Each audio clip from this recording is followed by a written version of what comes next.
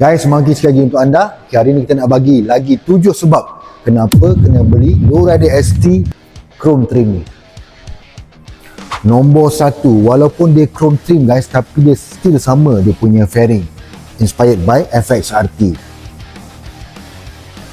Motor Lowrider ST ni datang dengan 3 riding mode: Sport, Road dan Rain. Nombor 3 guys, sekarang ni Lowrider ST 2026 ni datang dengan semua LED, kiri kanan depan belakang guys. Nombor 4 guys, motor ni ground clearance dia 145mm. Nombor 5, berat motor ni 323 kg. Okey lah, tak berat sangat. Nombor 6, motor ni lean angle dia 31.3 degree. Boleh lah main corner kan? Nombor 7 dan yang paling best guys, motor ni yang chrome trim ni murah lagi 5,000 compare dengan yang black.